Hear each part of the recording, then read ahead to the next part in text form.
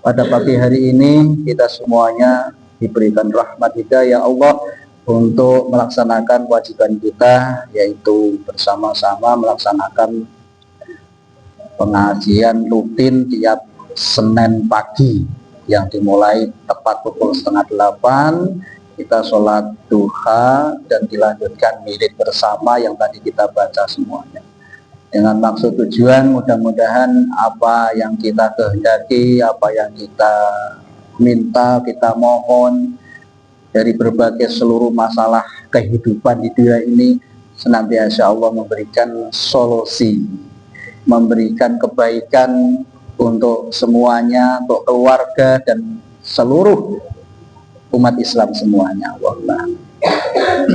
Di sini tadi kan kalau kita resapi dari makna yang kita mohon di doa ini kan, doanya ya untuk keberkahan, kebaikan kita semuanya, seluruh keluarga, kebaikan seluruh umat Islam. Di sini disebut al-ahya minhumul amwat, seluruh yang hidup dan yang mati. Kalau di al-ahya minhum wal amwat, jadi tidak mendoakan orang-orang yang hidup juga, kita juga mendoakan orang-orang yang telah meninggal dunia.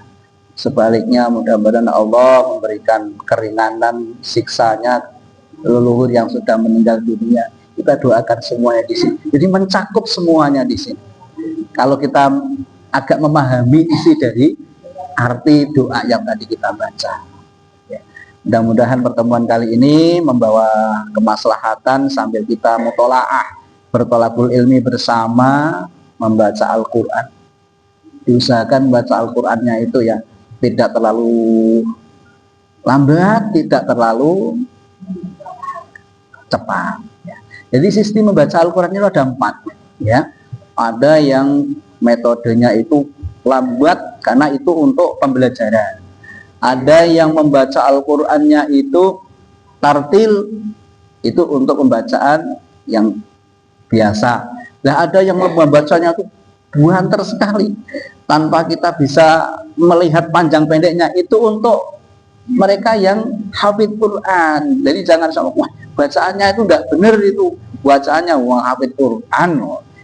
Jadi di sini sudah apa namanya, tahu panjang pendeknya dan sebagainya, itu sudah tahu. Jangan disalahkan karena sistem pembacanya ada metodenya, ada 4.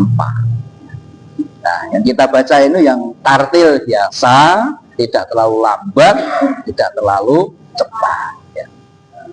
Yang penting kita mempelajarinya itu, bacaan Quran itu memakai ilmu tajwid. Apa ilmu tajwid? Ilmu tajwid ilmu untuk membaca Al-Quran dengan benar. Itu namanya ilmu tajwid. Paling tidak panjang pendeknya. Kan masih ingat ya, mat itu dibagi menjadi berapa? 2. Mat tobi'i dan mat far'i.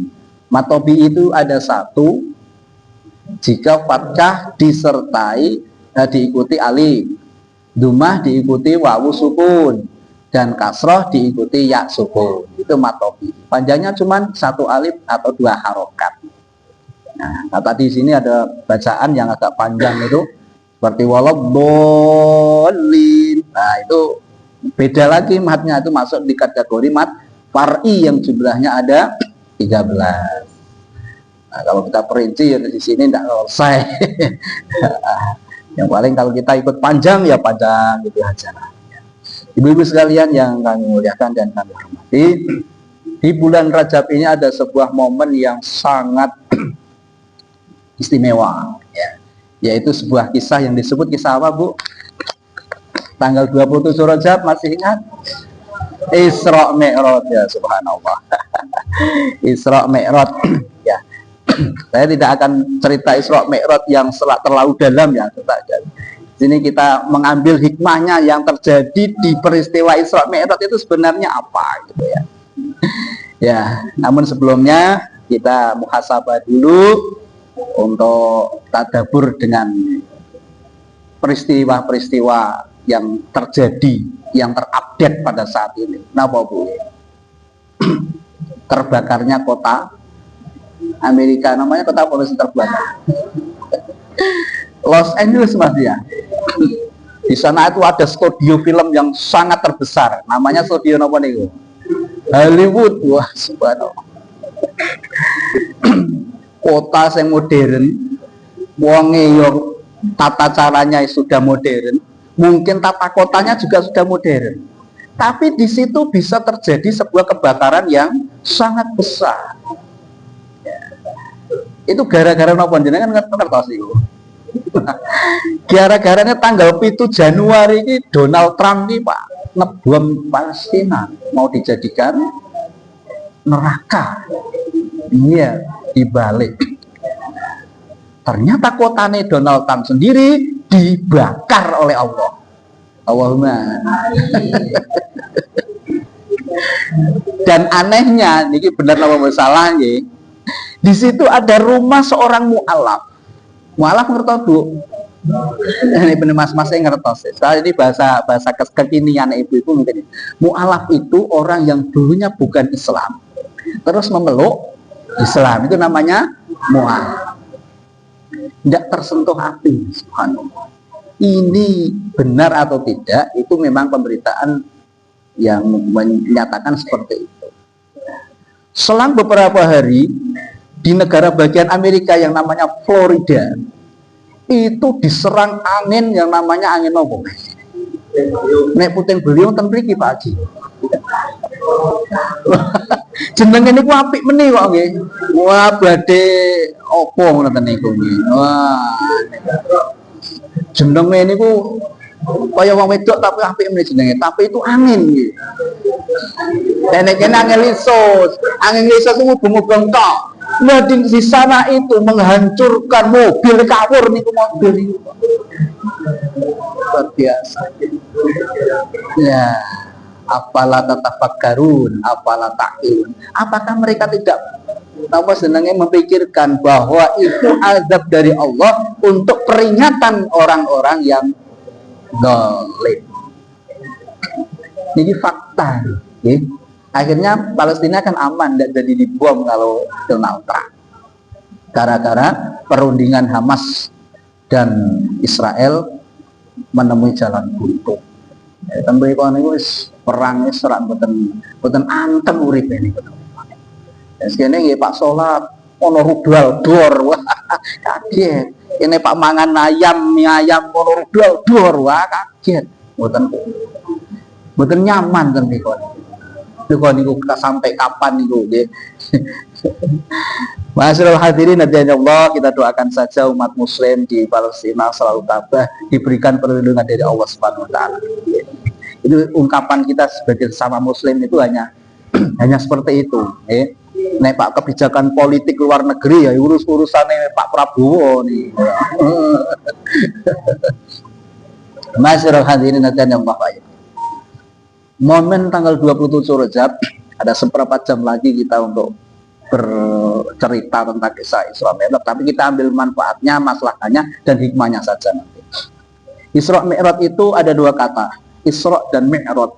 Isra itu berasal dari kata fi'il madhi, asra yusri isra'an, masdar ghairu min. Artinya Allah itu menjalankan seorang umat, seorang hamba di waktu malam. Sinten Kanjeng Nabi. Itu namanya Isra. Saking pundi? Saking Makkah menuju ke Palestina. Jarak Mekah dan Palestina itu kirang langkung 1266 km.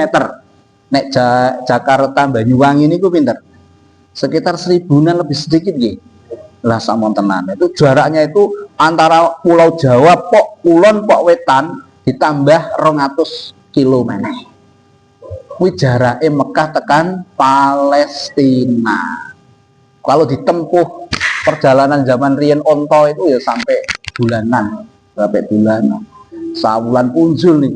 Tapi ini dilakukan oleh seorang hamba yang bernama Rasulullah Muhammad hanya berapa? Sepertiga malam. Burung tekan Mi'rote dari Palestina sampai ke Sidratul Muntaha.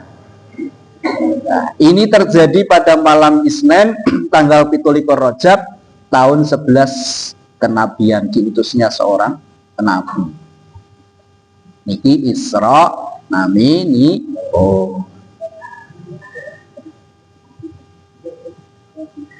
Sakderengipun Kanjeng Nabi menika diisrokan. Nabi niku didatangi 3 malaikat.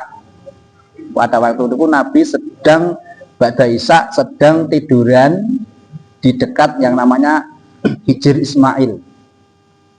Hijr Ismail niku kula mboten ngertos, soalnya sing pun nate tindak haji niku mungkin ngertos ya. Tapi saya mengambil cerita ini dari kisah kitab Nurus Sirat fil Israil Muhammadin sallallahu alaihi wasallam wal Mi'raj.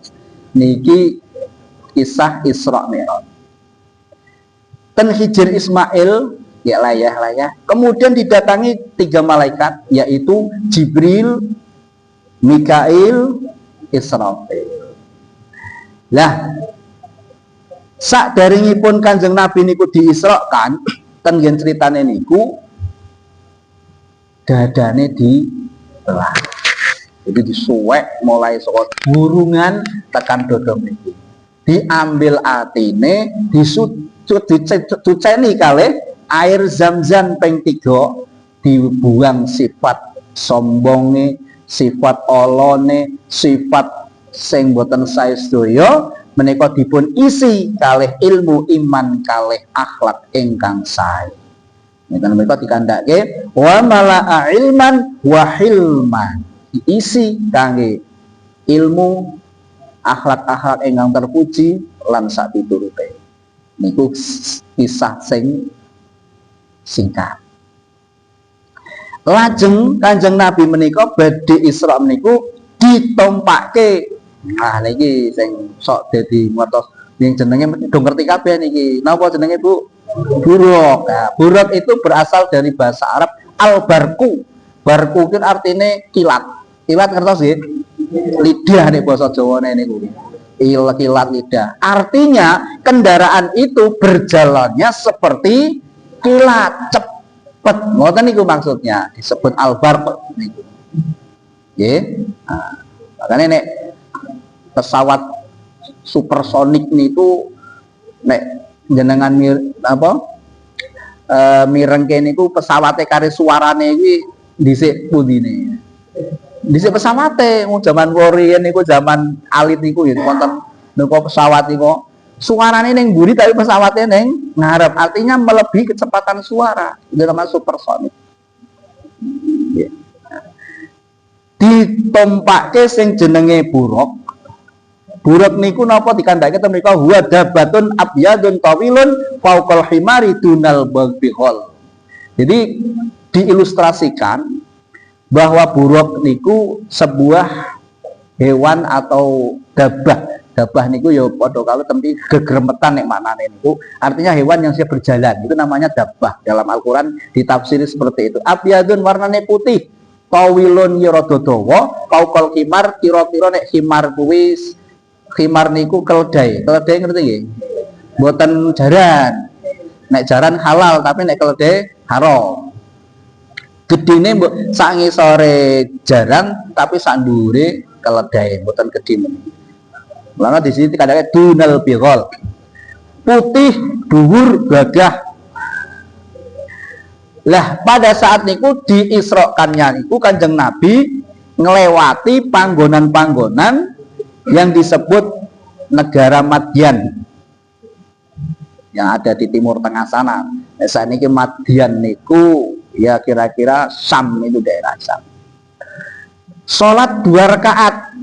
Jadi wonten kula nate cerita niki ditakon diprotes kali tiyang niku. Lho Pak kok ngantek sholat padahal Pak niku Isra Mi'raj niku Pak perintah napa? Sholat. Oh, sampean tak didelokke redaksinya Kak. Sholat yang diperintahkan Kanjeng Nabi niku sholat yang pinten? 5 waktu. Lah Nabi niku sholat 2 rakaat niku sholat ketika Rasulullah diberi wahyu. Jadi ngeten nggih, sebelum jadi Rasul, Nabi Muhammad niku dadi napa dhisik? Nabi Muhammad itu diangkat pada usia berapa? 25 tahun. Baru diangkat menjadi Rasul itu usia 40 tahun. Lah bedane Nabi kalau Rasul niku napa? Nek Nabi niku pikantuk wahyu saking Allah kangge awake dhewe. Mboten disebarke kali umate, mboten wajib kangge Kanjeng Nabi. Yo Nabi yo pun salat. Tapi rendhek salate kan mboten salat 5 waktu. Nah, tapi nek sing rasul perbedaannya itu kalau utusan yang diberi wahyu oleh Allah wajib menyampaikan kepada umat. Itu bedanya nabi kali rasul. Walau nabi niku kathah ribuan para rawuh. Dan yang kitab Kasifatus Saja itu ada sekitar 125.000 nabi. Sholat 2 rakaat di Madian, terus kemudian melewati Bukit Tursin. Bukit Tursin itu bukit ketika Nabi Musa ingin berjumpa dengan Allah. Ini namanya Bukit Tursin di Sam. Sholat meneh 2 rakaat. Terus tenggen tempat engkang asma Baitul Lahmi. Baitul Lahmi ini saat ini Bethlehem. Bethlehem tenggen Palestina. Yerusalem disebut Baitul Lahmi itu karena di situ ada sebuah pohon korma, yang di bawah pohon korma itu Dewi Maryam, Siti Maryam, ibunya Nabi Isa, melahirkan Nabi Isa. Ya, karena apa? Siti Maryam itu pada saat hamil itu diusir oleh kaumnya. Karena apa? Wong ngeteng ora nono bojone. Nah, itu. Nah, kemudian Siti Maryam itu pergi tepat di bawah pohon korma yang sudah matang-matang, melahirkan seorang bayi yang bernama Isa. Mulane neng Al-Qur'an itu disebut Isa benu Maryam. Biasanya nenggon menungso biasa nih, misalkan kok Muhammad bin Abdullah, nah tapi kan Isa bin Maryam bin ke ibu karena apa? Mboten gada bapak. Lho pakne sapa?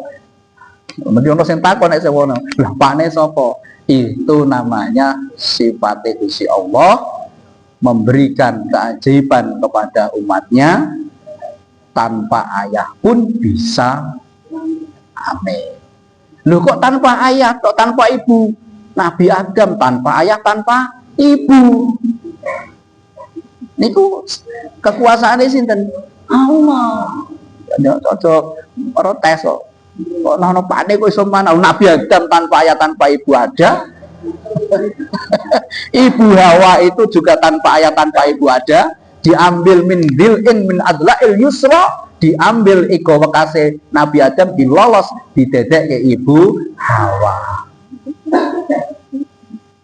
Niki naminipun as-sam'iyah. Jadi keimanan itu ada 3. Yang pertama adalah ilahiyat. Ilahiyat niku jenengan tauhid karo Gusti Allah, ngimani kali Gusti Allah niku sifate, sifat wajibe, mohale, jaise, niku naminipun ilahiyat. Yang kedua nabawiyat atau nubuat. Nubuat itu jenengan ngertosi sifat-sifatipun para nabi kali rasul, wajibe, mohale, jaise. Dan yang ketiga adalah as-sam'iyat. As-sam'iyat itu diperoleh melalui dalil dan Al-Quran, hadis Nabi, riwayat. Niku naminipun sam'iyat. Sam'iyat niku koyo napa-napa, termasuk peristiwa Isra Mi'raj ini kalau dinalar dengan logika tidak mungkin. Yang bisa menalar adalah iman. Mulanya ketika Nabi itu pulang dari Isra Mi'raj itu bertemu dengan Abu Bakar, cerita dengan Abu Bakar, amantu ya Rasulullah. Aku percaya kali jenengan ya Rasulullah. Mulanya Nabi Abu Bakar itu mendapat sebutan as-siddiq. Itu artinya orang yang mempercayai Rasulullah. Gitu. Tawat senggetos itu nih ya. Mentek 5 menit meneh. Bisa bijing malih nek mesti kan. Ten Baitul Lahmi niku Siti Maryam melahirkan seorang bayi yang bernama Isa. Disebut baitun. Baitun itu artinya tempat, lahmi itu daging. Disebut seperti itu karena apa? Lahirnya Nabi Isa itu jebol saking rahime Maryam langsung ten lemah. Niku naminipun Baitul Lahmi. Yang jenengan mirsani ten gereja ana bayi sing dibopong karo Bunda Maria nggih.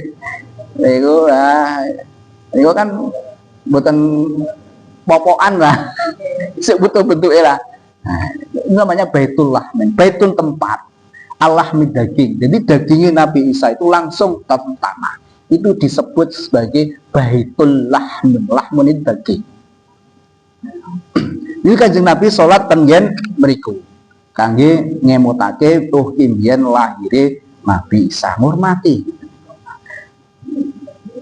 Di dalam perjalanan Isra niku wonten tamsil utawa contoh-contoh yang diperlihatkan Allah melalui malaikat Jibril pada Rasulullah. Sing pertama, wonten tiang babat pari utawa panen pari, berarti babat niku tapi tukul meneh. Babat entek burine tukul meneh. Lah Kanjeng Nabi tangkut kali manjibin. Man huwa ya Jibril, sopo kae kok iso manen kok ora entek-entek. Nah, niki jawab Jibril ten mriki ngeten. Niku tandane tiyang ingkang memperjuangkan agamanipun Allah kanthi ikhlas. Nah, niki sing saged mempercayai niku iman. Nek jenengan kok pohaa, ngoten niku ya wis pun. Niki contoh dari orang yang memperjuangkan agamanipun Gusti Allah. Yo jihad niku ora mung duit toto, ora tenaga toto, ora yo ilmu, yo awak, yo bondo niku termasuk jihad. Wonten malih Kanjeng Nabi lewat tenggen sak dhuwure kuburan. Kuburannya jenenge kuburan mesti do ngerti nih sinten. Ten Mesir iki Masito. Ten Mesir niku wonten sarean sing ambune wangi. Dan niku nang dalu nggih kuburane niku pada mencoro. Apa kae Jibril? Itu adalah kuburannya Masito. Masito ngertos nggih? Tanggone sampean. Apa bojone sampean? Masito disebut Masito itu Masitotun. Itu artinya orang yang menjungkati rambut. Itu naminipun Masito. Jadi orang wong wedok sing kerja tenggen Raja Firaun tukang jungkati anak-anake Firaun. Sampeyan aja mikir po Firaun sing kare Nabi Musa kae po hudu. Jenengan Firaun iku ora siji tok para rawuh. Akeh Firaun niku. Firaun itu sebutan dari seorang raja Mesir yang disebut dalam Al-Qur'an itu Firaun. Jadi Firaun itu nek sejarahnya itu banyak sekali, ada Ramses 1 sampai Ramses 12. Itu Firaun. Nah, disebut dalam Al-Qur'an Firaun itu artinya seorang raja yang lacut, raja yang dolim gitu. Jadi orang mau jitok Firaunnya itu. Firaunnya Nabi Musa, Firaunnya Masito beda. Ulang jenengan dolan teng Mesir, teng piramida, kuwi ana jenenge mumi nggih. Mumi niku sing apa mayat sing dibalsem terus dimasukkan ke dalam peti lah. Itu raja-raja nang Mesir. Nek mboten percaya ngejek kula.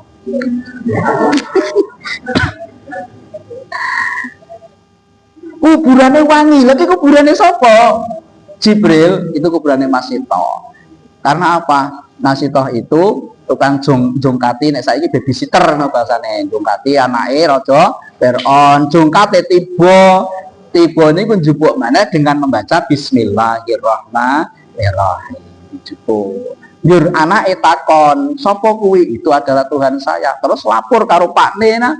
Wah, jebule Masito kuwi ora nyembah sampean. Lah nyembah sapa? Dore nyembah sing jenenge Allah.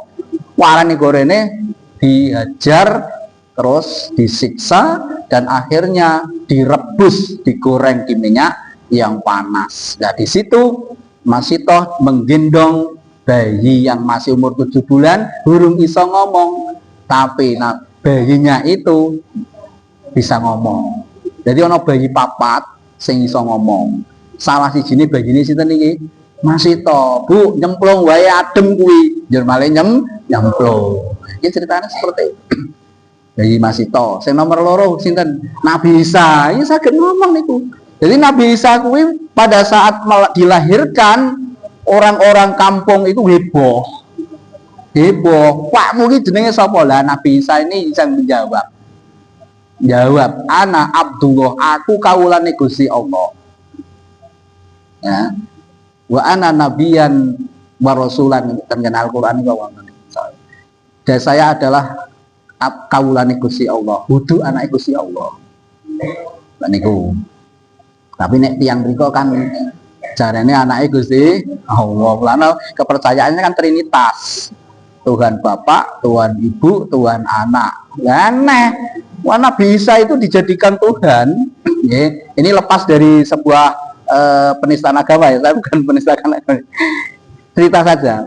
Jadi Nabi Isa itu dijadikan Tuhan itu setelah kewafatannya 325 tahun oleh Kaisar Romawi. Kan lucu, sing angkat Tuhan ki sapa? Kaisar Romawi. DTK tanggal 25 Desember itu sebagai tanggal lahirnya. Pada tanggal lahirnya Nabi Isa itu tanggal 1 bulan 1 tahun 1 Masehi. Natalnya tanggal 25 kan lucu. Tanggal 25 itu lahirnya Dewa Matahari, dewane wong Romawi. Dapusi niku.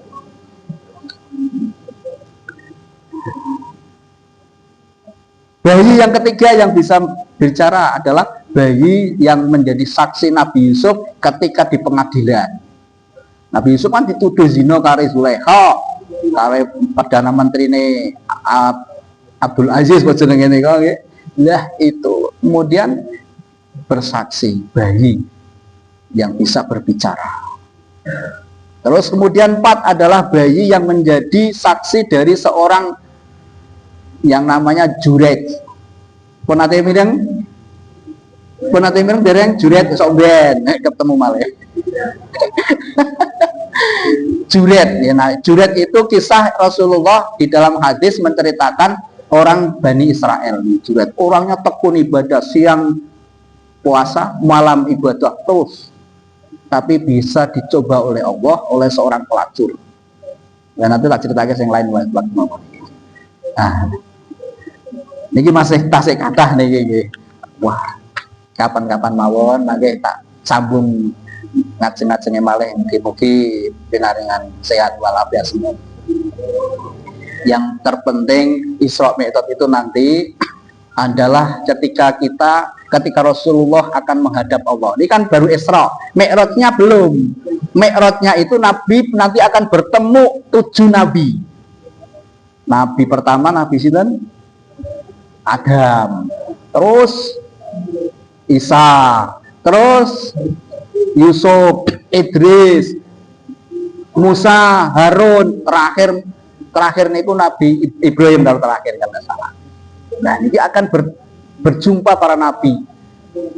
Intinya para nabi sing wonipun tasih nate gesang ten alam donya menika, Kanjeng Nabi panggih kali para nabi, berarti menungso niku rohipun boten mati.